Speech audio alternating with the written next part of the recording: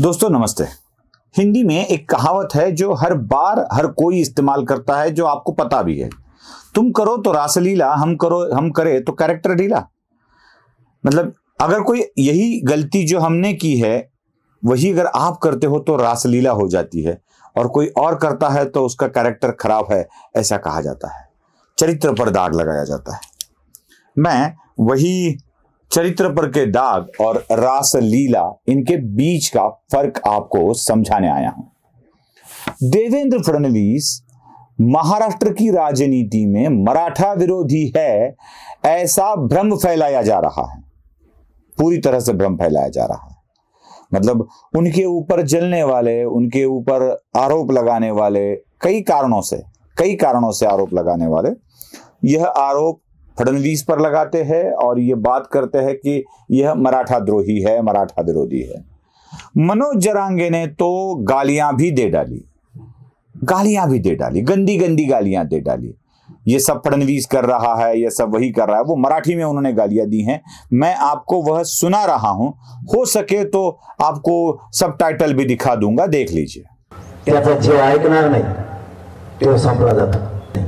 देवेंद्र फडणवीस काय चीज आहे आणि मराठी एक झाले, त्यांना काय तो करायला निघाला हे मला तुम्हाला सांगायचं आता।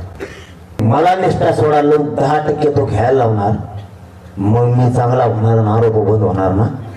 कर तुला आरोप करायचे तर मी मराठ्या सोडित नाही, कर तुला काय करायचं मग वाकडं।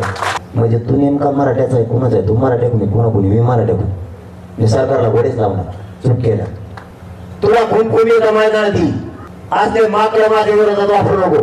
तू मनोज जरांगेच्या नादी लागला, मी शेतकऱ्याचा पोरगा आहे, तुला पूर्वी बसली आता।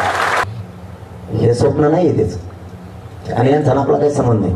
ते बामणी का वापरायला लागला, तू साधी सोपी गोष्ट समजतो,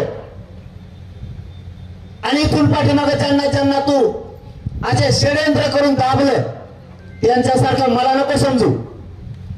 यावेळेस तुला सुप्रा साफ होणार आहे, म्हणून तुला लागायचं काय? मनोज जरांगे पिल्लाच्या नादी लागलास, मी समाजापासून हटावं म्हणून मी नाही हटणार। काढा त्याचं जुनं मॅटर। देवेंद्र फडणवीस पलटी जर तुझ्यावर पलटली, बामने कावा संपला, तो बी संपला, भाजप संपला। मुंबईत पान बी हलू शकत नाही, पान बी हे देवेंद्र फडणवीसच्या मर्जीशिवाय होऊ शकत नाही। हे सगळं देवेंद्र फडणवीस तर असलेला डाव आहे, त्याच्या माध्यमातून उकळून घ्यायला लागलास। हे सगळा करता करी होता तुही, आणि तू ही जिरवायची। तुला माझा बळी पाहिजे ना?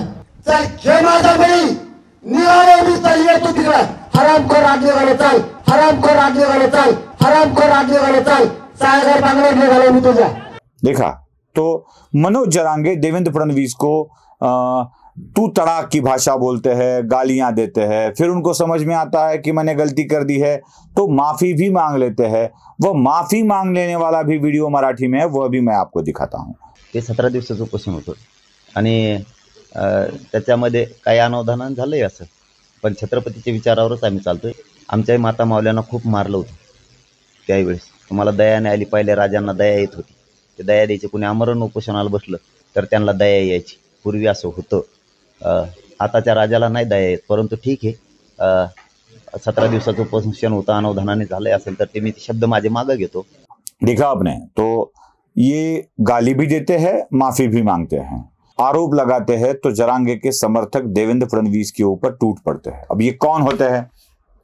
मैंने एक अध्ययन किया है, बड़ी मेहनत से वो अध्ययन किया है, और उसका पूरा ब्यौरा भी सामने आया है। वो ब्यौरा तो मैं दुनिया के सामने आज नहीं रखूंगा, जब समय आए तो जरूर रख दूंगा।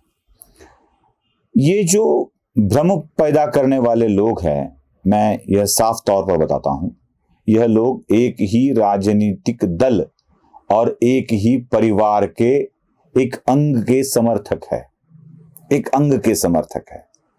आप सर्च कर लो, कितनी बार सर्च कर लो, आपको पता चलेगा कि जो आरोप लगाया जा रहा है वह सही है, ऐसा लगने लगता है।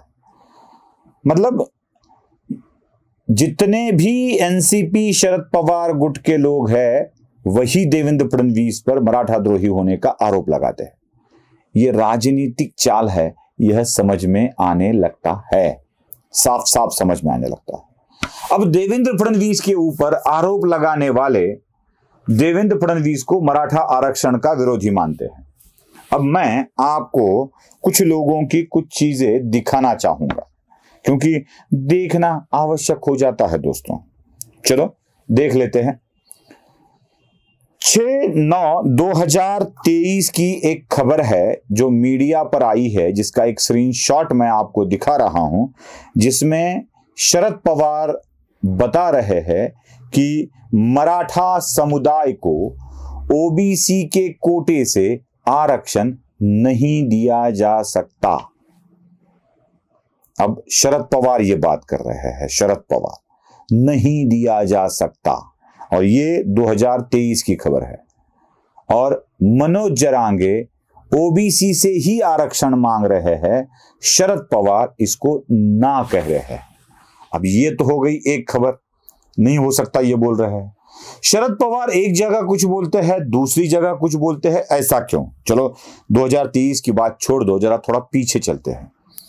15 मार्च 2010 वाली एक खबर मैं आपको दिखा रहा हूं, और उस खबर में पुठारी नाम के एक अखबार में शरद पवार खुद बात करते हैं 14 साल पहले कि मराठा समाज को कानूनन आरक्षण नहीं दिया जा सकता। यह खबर पुठारी न्यूज़पेपर में छपी हुई है, यह खबर भी आप देख लीजिए, जिसमें आपको साफ साफ तौर पर दिख रहा है शरद पवार ये बात कह चुके हैं। शरद पवार कह रहे हैं कानूनन नहीं दिया जा सकता, शरद पवार कह रहे हैं ओबीसी से आरक्षण नहीं दिया जा सकता, और शरद पवार आरक्षण नहीं दिया जा सकता कह रहे हैं, लेकिन फडणवीस को कहा जा रहा है कि ये मराठा द्रोही है। तुम करे तो कैरेक्टर ढीला, हम करे तो कैरेक्टर ढीला, तुम करो तो रासलीला, ऐसे ऐसे ही होता है। चलो जरा आगे बढ़ते हैं। जो बात नामदेव राव जाधव ने कही थी 25 मार्च 1994 का, वो जीआर उन्होंने दिखाया था, जो जीआर भी मैं आपको दिखा देता हूं सामने। उस जीआर की बात करें तो उस वक्त भी जो मैंने दिखा दिया था वह भी मैं आपको दिखा रहा हूं। चलो उस जीआर के वक्त जो 9 अप्रैल 1965 का जीआर था, उस हिसाब से उस वक्त महाराष्ट्र में आरक्षण की मर्यादा थी 34%, 34% आरक्षण की मर्यादा थी, जिसमें आप ग्राफिक्स के जरिए देख सकते हैं कि अनुसूचित जाति यानी बौद्ध धर्म सहित को 13% आरक्षण था। अनुसूचित जमाती, जिसे हम पिछड़ा वर्ग जो आदिवासी वनवासी बताते हैं, उनको 7% था। विमुक्त जाति और विमुक्त जमातियों के लिए 4% था। ओबीसी के लिए 10% था, और टोटल 34% आरक्षण था। शरद पवार जब मुख्यमंत्री थे 94 में, तो उन्होंने एक जीआर को निकाला, उस जीआर को भी मैं आपको दिखा रहा हूं।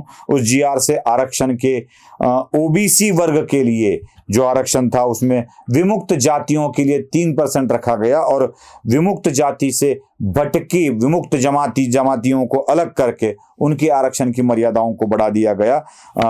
भटका जमाती जिसे कहते हैं, विमुक्त जमाती 2.5%, 3.5% और 2%, ऐसा कुल मिलाकर 11% आरक्षण उसमें करवाया गया। तो 11 में से एक तो पहले से कम करवाया था, तो ये मिला के, और ओबीसी का आरक्षण की मर्यादा 10% से बढ़ाकर 19% करवा दी गई थी, यह भी आपने देखा है। तो 16% टोटल आरक्षण बढ़ गया 94 में, और 34 की मर्यादा बढ़कर 50% हो गई। मतलब जो भी कुछ आने वाले अन्य जातियों के लिए आरक्षण दिया जा सकता था, उस आरक्षण को, मर्यादा को शरद पवार ने रोक दिया, खत्म कर दिया, उस स्थिति को ही खत्म कर दिया।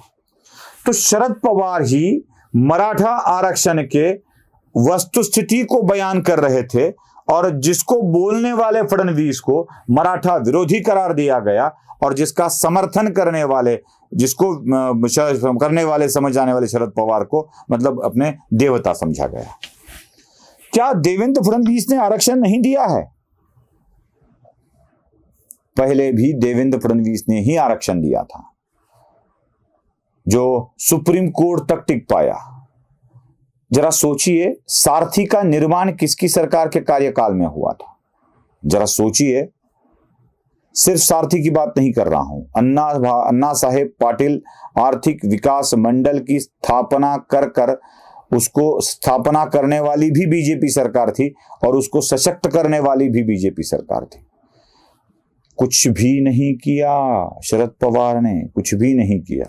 बस शरद पवार इसके नाम पर भड़काते आए हैं, लोगों को बहकाते आए हैं और ऐसे आंदोलन छेड़कर मराठा जाति को हिंदू से पृथक करने का और भारतीय जनता पार्टी के विरोधी बनाने का षड्यंत्र पवार रचते हैं।